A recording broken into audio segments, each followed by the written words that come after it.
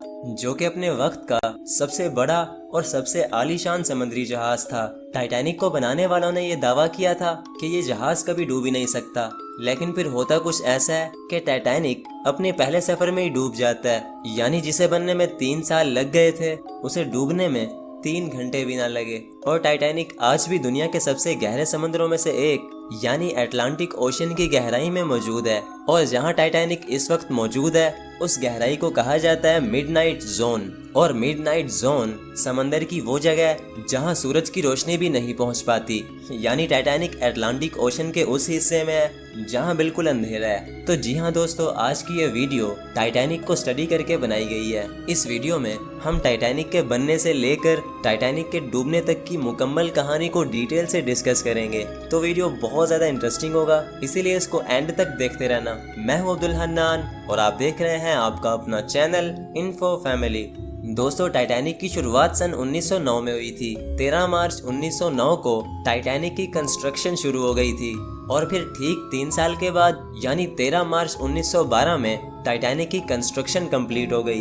Titanic पर उस वक्त मुकम्मल खर्चा $7.5 मिलियन आया था, जो कि आज 2023 में $300 मिलियन से भी ज्यादा बनता है। टाइटैनिक अपने वक्त का सबसे बड़ा और सबसे लग्जरियस समुद्री जहाज था और ये 1912 में इंसान के हाथ से बनाई गई सबसे बड़ी मूविंग ऑब्जेक्ट था। टाइटैनिक के साइज का अंदाजा आप इसके प्रोपेलर यानी इसके नीचे के पंखे से लगा सकते हैं। टाइटैनिक के नीचे 3 बड़े प्रोपेलर्स थे जिनका साइज इंसान से भी 3 गुना ज्यादा था। अब एक पंखा इतना बड़ा हो सकता है तो सोचो पूरा टाइटैनिक कितना बड़ा होगा। और दोस्तों, मजे की बात यह है कि जिस वक्त टाइटैनिक बना उस वक्त कोई भी 3D डिजाइनिंग नहीं हुआ करती थी।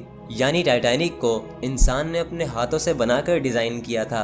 और एक अंदाजे के मुताबिक टाइटैनिक को बनाने में लगभग 15,000 वर्कर्स लग गए थे।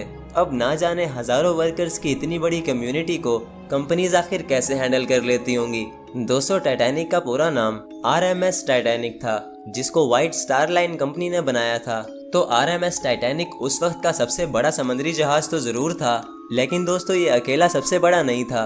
व्हाइट स्टार लाइन ने टाइटैनिक के जैसे 2 जहाज और भी बनाए थे, RMS ब्राइटैनिक और RMS ओलंपिक। इन दोनों जहाज़ों का साइज भी टाइटैनिक के ही जितना था। तो अब सवाल ये उठता है कि आखिर टाइटैनिक को ही सबसे बड़ा क्यों समझा जाता था। तो दोस्तों, इसका ये रीज़न था कि टाइटैनिक तीनों जहाज़ों में सबसे ज़्यादा लग्जरी था और अपने बहुत ही ज़्यादा फीचर्स होने की वजह से सबसे आलीशान और सबसे बड़ा जहाज समझा जाता था। टाइटैनिक के अंदर प्राइवेट स्विमिंग पूल से लेकर टर्किश बाथ भी मौजूद थे। इसके अलावा smoke rooms, cafes, personal gyms और रिफ्रेशमेंट रूम्स के अलावा ना जाने और भी क्या कुछ था। दोस्तों, जब टाइटैनिक बना तो उसको ख्वाबों का जहाज कहा जाने लगा, क्योंकि उसमें वो सब कुछ था जो कि हमें बड़े बड़े रेस्टोरेंट्स में भी देखने को नहीं मिलता। और जब टाइटैनिक बना तो बहुत से लोगों को टाइटैनिक पर सफर करने की एक्साइटमेंट होने लगी। सब लोग यही कोशिश कर रहे थे कि किसी तरह उन्हें टाइटैनिक का टिकट मिल जाए, लेकिन कोई भी ये नहीं जानता था कि वो टाइटैनिक का टिकट नहीं बल्कि अपने लिए मौत खरीद रहे हैं। सबको लगता था कि टाइटैनिक कभी डूब ही नहीं सकता, क्योंकि टाइटैनिक को बनाने वालों ने लोगों का यकीन जीतने के लिए ये दावे करना शुरू कर दिए थे कि टाइटैनिक अनसिंकेबल है, यानी ये कभी डूब ही नहीं सकता। और व्हाइट स्टार लाइन के इन्हीं दावों की वजह से लोगों ने धड़ाधड़ टाइटैनिक की टिकट्स खरीदना शुरू कर दी। दोस्तों, टाइटैनिक के बनने के अगले महीने ही टाइटैनिक अपने पहले सफर की तरफ निकलता है। टाइटैनिक का पहला सफर साउथहैम्पटन इंग्लैंड से न्यूयॉर्क की तरफ था और टाइटैनिक के अंदर कुल मिलाकर 2224 लोग थे, जिनमें 1317 पैसेंजर थे और 907 टाइटैनिक के क्रू मेंबर्स थे जो कि टाइटैनिक पर काम करते थे। यानी टाइटैनिक के पहले सफर में ही इस पर हजारों लोग थे, जिनमें गरीब से गरीब इंसान से लेकर अमीर से अमीर इंसान भी शामिल था। और उन सब लोगों को 3 क्लासेस में डिवाइड किया गया था, फर्स्ट क्लास, सेकंड क्लास और थर्ड क्लास।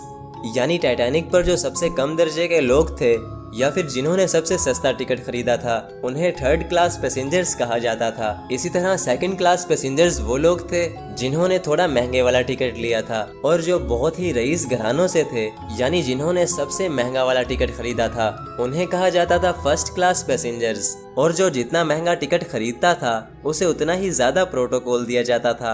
जैसे कि दोस्तों टाइटैनिक पर 300 के आसपास फर्स्ट क्लास मेंबर्स थे, तो उन सभी फर्स्ट क्लास मेंबर्स के रूम्स में एक अलग से टर्किश बाथ का इंतजाम था। लेकिन वहीं 700 से भी ज्यादा थर्ड क्लास मेंबर्स के लिए पूरे टाइटैनिक पर सिर्फ 2 बाथरूम्स थे। और दोस्तों अब अगर बात की जाए टाइटैनिक पर मौजूद लोगों की, तो उनमें बहुत बड़े बड़े सेलिब्रिटीज से लेकर दुनिया के सबसे अमीर तरीन इंसान भी मौजूद थे। टाइटैनिक पर मौजूद एक इंसान जिसका नाम जॉन जैकब एस्टर फोर था, उस वक्त का सबसे अमीर आदमी था। उसके पास उस वक्त 150 मिलियन डॉलर्स थे, जो कि आज के जमाने में 3.5 बिलियन डॉलर्स से भी ज्यादा बनते हैं। तो भले ही वो आदमी उस वक्त का सबसे अमीर इंसान था, लेकिन वो भी टाइटैनिक के साथ ही पानी में डूबकर मर गया। और दोस्तों टाइटैनिक पर 12 कुत्ते थे, जिनमें से सिर्फ 3 कुत्ते ही बचे थे।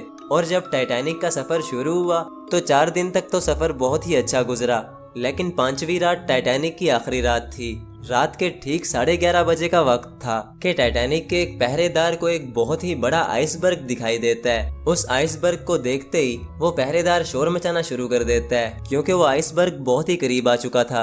रात के 11:30 बजे अंधेरा बहुत ज्यादा था और टाइटैनिक पर मौजूद क्रू के पास कोई दूरबीन भी नहीं थी, इसीलिए वो आइसबर्ग दूर से दिखाई नहीं दिया। अब आप सोच रहे होंगे कि आखिर ऐसा कैसे हो सकता है, भला इतने बड़े जहाज पर आखिर एक दूरबीन कैसे नहीं थी। तो दोस्तों इसका जवाब है कि टाइटैनिक पर दरअसल दूरबीन और टेलीस्कोप सब मौजूद थे, लेकिन जिस रूम में वो सब मौजूद थे उस रूम की चाबी शायद क्रू से गुम हो गई थी, और यही उनकी सबसे बड़ी गलती थी।